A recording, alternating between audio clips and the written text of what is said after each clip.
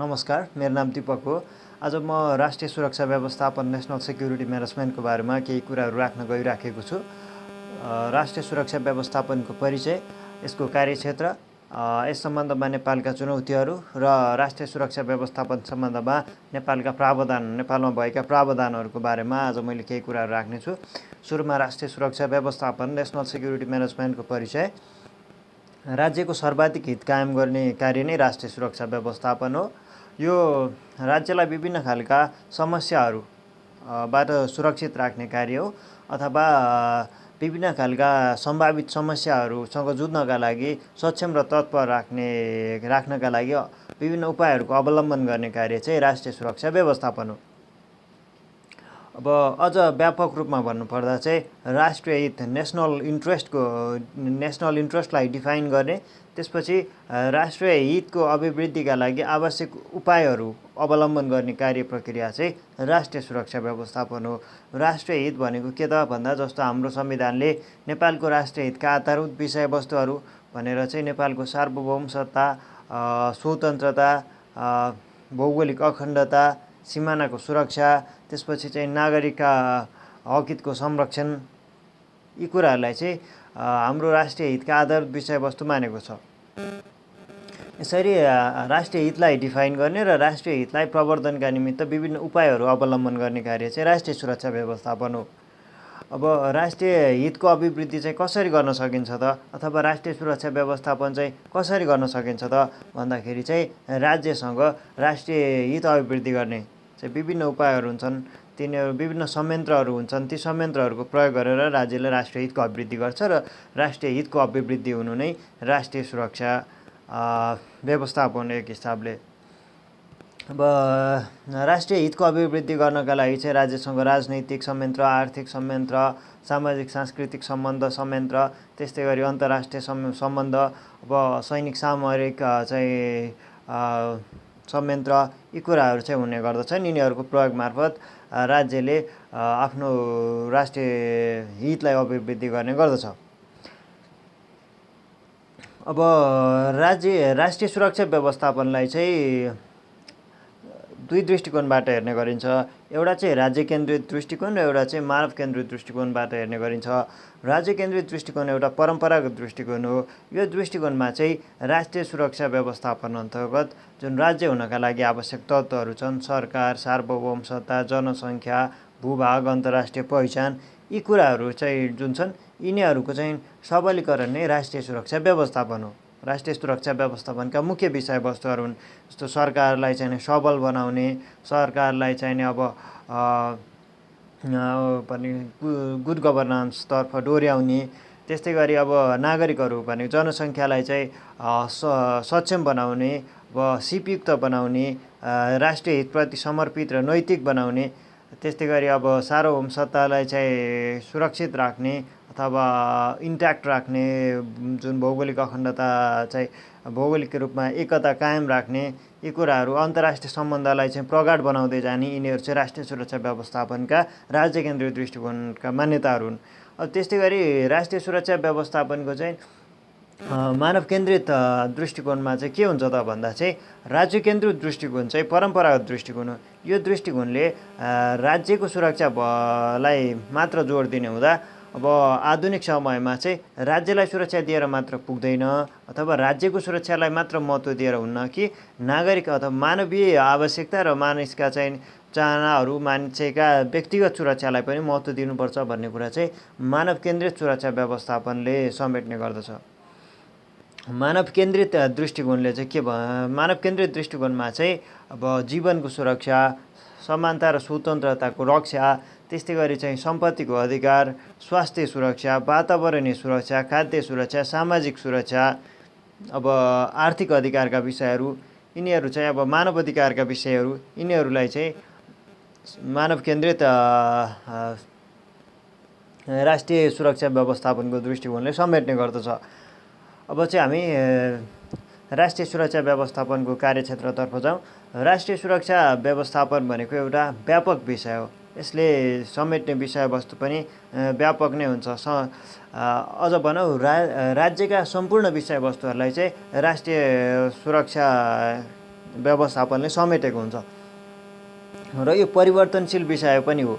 जस्तो 1945 भन्दा अगाडि अथवा दोस्रो विश्वयुद्ध हुनुभन्दा पहिलासम्म चाहिँ राष्ट्रिय सुरक्षा व्यवस्थापनको सर्वाधिक महत्त्वको विषय चाहिँ राज्यलाई बाह्य आक्रमणबाट जोगाउनु हुन्थ्यो भने अहिले चाहिँ राष्ट्रिय सुरक्षा व्यवस्थापनको सबैभन्दा महत्त्वपूर्ण विषयवस्तुका रूपमा चाहिँ अब आतङ्कवादबाट राज्यलाई जोगाउनु, त्यस्तै भनेको अब क्लाइमेट चेन्जको कारण आउने विभिन्न खालका विपत्तिहरूबाट राज्यलाई जोगाउनु, नागरिकहरूको चाहिँ हकहितको रक्षा गर्नु जस्ता कुराहरू चाहिँ छन्। अब हामी राष्ट्रिय सुरक्षा व्यवस्थापनको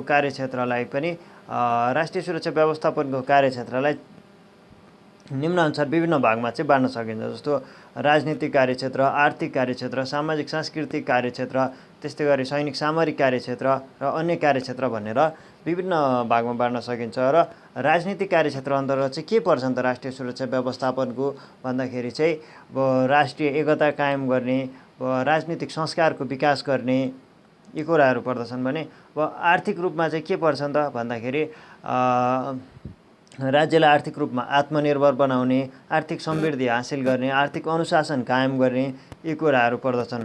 त्यस्तै गरेर चाहिँ अब सामाजिक सांस्कृतिक कार्यक्षेत्र अन्तर्गत चाहिँ अब सामाजिक सांस्कृतिक रूपमा सभ्य समाजको निर्माण गर्ने, सामाजिक अथवा सांस्कृतिक विविधताको सम्मान गर्ने यी कुराहरू हुन्छन् भने अब त्यस्तै गरेर चाहिँ सैनिक सामरिक कार्यक्षेत्र अन्तर्गत चाहिँ राज्यको सार्वभौमसत्ता, भौगोलिक अखण्डताको रक्षा गर्नका लागि सधैँभरि तत्पर रहने, सक्षम रहने यिनीहरू हुन् भने अब अन्य कार्यक्षेत्र अन्तर्गत चाहिँ जुन अहिलेको वातावरण परिवर्तनका असरहरू न्यूनीकरणका उपायहरू अवलम्बन गर्ने, त्यस्तै गरी जुन प्रविधिको प्रयोगबाट बढिराखेका अपराधहरू छन् यिनीहरूलाई चाहिँ नियन्त्रणका उपायहरू अवलम्बन गर्ने यी चाहिँ अन्य कार्यक्षेत्र हुन् राष्ट्रिय सुरक्षा व्यवस्थापनका। त्यस्तै गरी अब अन्तर्राष्ट्रिय सम्बन्धको चाहिँ विकास गर्ने, अब अन्तर्राष्ट्रिय सम्बन्धको विकास भइसकेपछि राज्यमा आइपर्ने विभिन्न खालका समस्याहरूको समाधानका लागि अन्तर्राष्ट्रिय सहयोग पनि प्राप्त हुने गर्दछ। अब हामी चाहिँ नेपालमा राष्ट्रिय सुरक्षा व्यवस्थापनका चुनौती चाहिँ के छन् त भन्नेतर्फ जाउँ। राष्ट्रिय सुरक्षा व्यवस्थापन हरेक राज्यको सर्वाधिक महत्त्वको विषय हो र यसलाई हरेक राज्यले सर्वाधिक महत्त्व नै प्रदान गरेका हुन्छन्। नेपालमा पनि राष्ट्रिय सुरक्षा व्यवस्थापनलाई सर्वाधिक महत्त्वको विषयको रूपमा मान्ने गरिन्छ र राष्ट्रिय सुरक्षा व्यवस्थापनका सम्बन्धमा चाहिँ नेपालमा भएका चुनौतीहरू चाहिँ राष्ट्रिय सुरक्षा व्यवस्थापनको कार्यक्षेत्रकै आधारमा हेर्न सकिन्छ। जस्तो राजनीतिक रूपमा चाहिँ हाम्रो राष्ट्रिय सुरक्षा व्यवस्थापनका लागि के चुनौती हुन सक्छन् त भन्दा हाम्रोमा एउटा राजनीतिक संस्कारको विकास भइसकेको छैन। त्यसले गर्दा हाम्रोमा जहिले पनि राजनीतिक अस्थिरता हुन सक्ने चुनौती छ। त्यसले गर्दा राज्यको विकासमा समृद्धिमा चाहिँ असर पर्न सक्छ। त्यस्तै गरी हाम्रोमा चाहिँ अपराधको राजनीतिकरण र राजनीतिक अपराधीकरण गर्ने प्रचलन बढेको छ। अब हाम्रोमा चाहिँ कानुन नमान्ने र दण्डहीनता इम्प्युनिटीको पनि बढिराखेको अवस्था छ। अब त्यसपछि चाहिँ अब हामी आर्थिक रूपमा चाहिँ राष्ट्रिय सुरक्षा व्यवस्थापनका लागि के चुनौती हुन सक्छन् त भन्दाखेरि आर्थिक रूपमा हाम्रो अर्थतन्त्र कमजोर छ, सानो छ। त्यसपछि हाम्रो उत्पादनको अवसर कमजोर, उत्पादन हाम्रोमा कम छ, अर्थतन्त्र परनिर्भर छ। हाम्रो बजेटको पनि ठुलो हिस्सा चाहिँ विदेशी अनुदान र ऋणबाट पूर्ति गर्नुपर्ने अवस्था छ। त्यस्तै गरेर चाहिँ हाम्रोमा रोजगारीका अवसर कमजोर छन्, गरिबी र बेरोजगारीको दर ज्यादा छ। यिनीहरूले चाहिँ हाम्रो राष्ट्रिय सुरक्षा व्यवस्थापनमा चुनौती क्रिएट गर्न सक्छन्। अब यस्तै तरिकाले चाहिँ सामाजिक सांस्कृतिक रूपमा हाम्रो राष्ट्रिय सुरक्षा व्यवस्थापनका चाहिँ चुनौतीहरू के छन् त भन्दाखेरि सामाजिक सांस्कृतिक रूपमा हाम्रोमा सामाजिक सांस्कृतिक अब विचलन बढिराखेको छ। हाम्रोमा अनेकतामा एकता, नेपाली समाजको विशेषता भन्ने भनाइ अहिले कमजोर हुँदै गएको छ। एक सम्प्रदाय, एक समुदायको व्यक्तिले अर्को सम्प्रदाय, अर्को समुदायको व्यक्तिलाई सम्मान नगर्ने, उसको संस्कृतिलाई सम्मान नगर्ने, अपमान गर्ने हाम्रो चलन बढेको छ। यसले हाम्रो राष्ट्रिय एकतामा पनि असर गर्न सक्छ, राष्ट्रिय सुरक्षामा असर गर्न सक्छ। अब त्यस्तै गरेर चाहिँ हाम्रोमा चाहिँ अब सैनिक सामरिक हिसाबमा हाम्रो जुन सुरक्षा निकायहरू लाई हामीले चाहिँ आधुनिक रूपमा भनेको मोडर्नाइज गर्न सकेका छैनौँ, तिनीहरूलाई चाहिँ ट्रेन गर्न सकेका छैनौँ। अब हाम्रो जुन पे नै कम छ, त्यसले गर्दा पनि उनीहरूको मनोबल कम छ। यी र यस्ता समस्याहरू छन्। अब हाम्रो अन्य कुराहरू चाहिँ के छन् त राष्ट्रिय सुरक्षा व्यवस्थापनका समसामयिक कुराहरू चाहिँ के छन् त नेपालको लागि चुनौतीका विषयहरू भन्दा चाहिँ अब हाम्रो खुला सिमाना पनि छ र अब सिमानाको विवाद छ। त्यस्तै गरेर चाहिँ अब अन्तर्राष्ट्रिय स्तरमै बढिराखेको आतङ्कवाद छ। त्यस्तै गरी अब वातावरण परिवर्तन क्लाइमेट चेन्जको कारणले आउन सक्ने विभिन्न जोखिमहरूको दृष्टिकोणबाट हामी एकदम जोखिमयुक्त मुलुकको रूपमा छौँ र